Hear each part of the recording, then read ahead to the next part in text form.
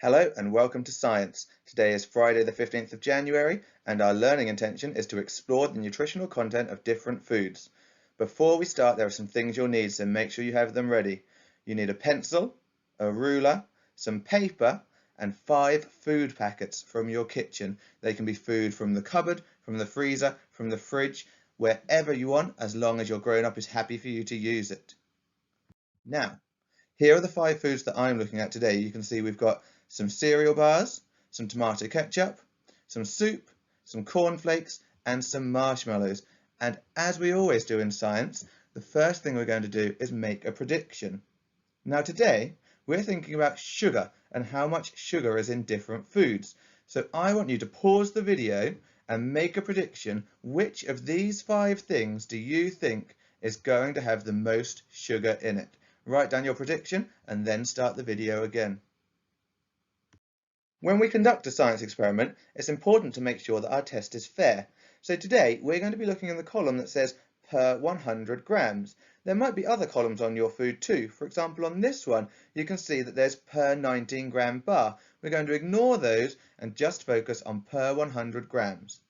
Now, you can see there's lots of different nutritional content on each piece of packaging.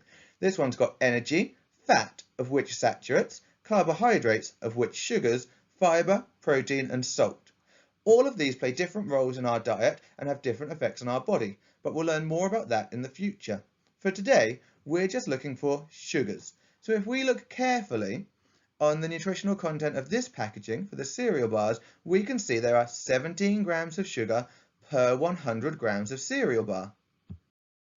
Moving on to the soup, we can see it looks a little bit different. There are 3 different columns, but again, we're going to go to the per 100 grams section. We're going to ignore these other parts and we're just going to look for sugars. Just here, this third green one, and it says per 100 grams of soup, there are 2.1 grams of sugar. Now, we haven't done much on decimal points yet, so don't worry too much about the 0.1 at the end there. We'll speak a little bit more about that when we draw our bar graph. Onto the ketchup, and you might think that ketchup doesn't have a lot of sugar in. It's not a food that we can eat on its own, it's just a condiment and something we would have with other food, so maybe there's not much sugar. But if we have a look here, we can see there's 18.3 grams of sugar, which is much more than there was in the soup, which can be a meal by itself. Our 4th food is the marshmallows. Now this picture is a little bit blurry, but if we go look really carefully, we can see the sugar section says the marshmallows have 58.2 grams of sugar per 100 grams of marshmallows. And our last food is the cornflakes. And we're looking at this orange line here. Sugars, 12.3 grams of sugar for every 100 grams of cornflakes. Once we've looked at the sugar content of each food, we're going to write a list of those foods and we're going to write down how much sugar is in each one. So this page here just shows us what we've just seen on the packaging. Cereal bars had 17 grams of sugar, soup had 2.1 grams of sugar, ketchup had 18.3 grams of sugar, marshmallows 58.2 grams of sugar, and cornflakes 12.3 grams of sugar.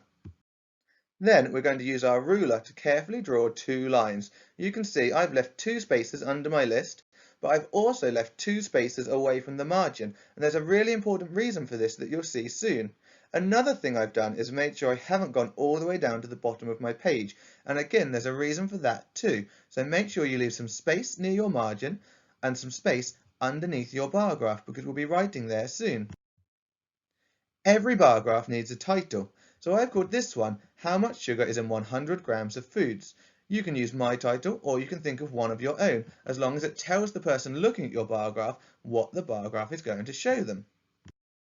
These lines here are called the x-axis at the bottom and the y-axis going up. And it's important that when somebody looks at your bar graph, they know exactly what these axes represent. So at the bottom, I've written name of food, so we know that everything along the bottom is going to be the food names, and then going up the top, I've written amount of sugar, and I've just put G in brackets to show the reader that it's in grams.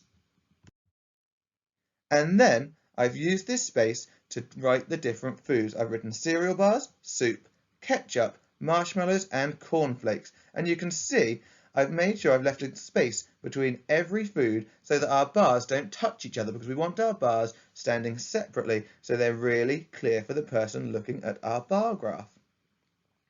And then the final thing to do before we can start putting in our information is to add the numbers up the side. If we count here, we can see we've got 0, which is right at the bottom, and then we've got 5, 10, 15, 20, 25, and it continues in the 5 times table. The reason I've done mine in the 5 times table is because I can see my highest amount of sugar is 58.2 grams, which is quite a high number compared with some of the low ones. If I was to do my numbers in ones, it would take more than one piece of paper to be able to fit everything on, which wouldn't work. So I've thought carefully about which jumps would be the best to put ours in, and I've settled for 5s. You might want to do 2s, 1s, 10s, it's up to you, as long as each square is the same amount higher than the one before. And then we start drawing our bars. Now we know that cereal bars had 17 grams of sugar, so I've looked really carefully where the line is, I've found the 15, and I know that 17 is 2 more than 15. So I've got my ruler, I've drawn the top there, and I've made sure it's slightly higher than the 15, because it hasn't reached 20, but it is more than 15. My bar for soup is much shorter. We can see it only had 2.1 grams of sugar, so it needs to be between the 0 and the 5. Now, we mentioned the decimal points earlier, and we can see that each of these remaining 4 foods have a decimal point at the end.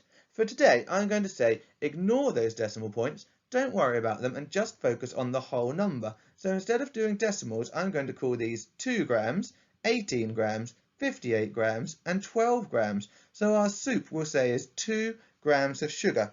So I've looked really carefully and put it down close to the bottom between the 0 and the 5, because it's not more than 5 and it's definitely not 0. Our bar for ketchup is the tallest so far. We can see that it's higher than both of the other two.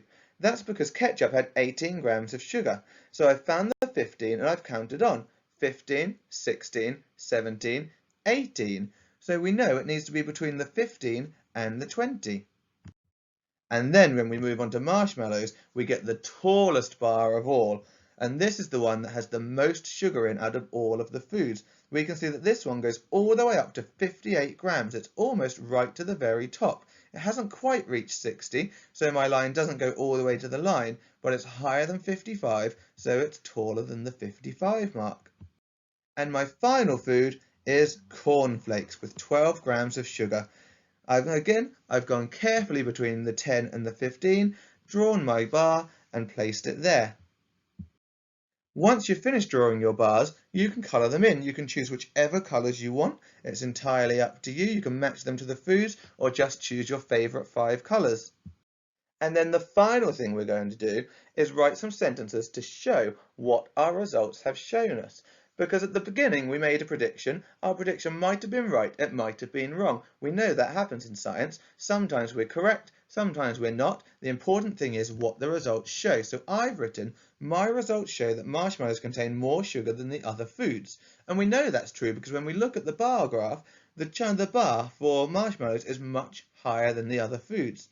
And then I've just written one more sentence that says the food with the least sugar is soup. And again, if we look at our bar graph, we can see that soup has much less sugar. I hope you've had fun today. I hope you've found out lots of information about the foods, and I look forward to seeing some of you next week. Have a lovely weekend.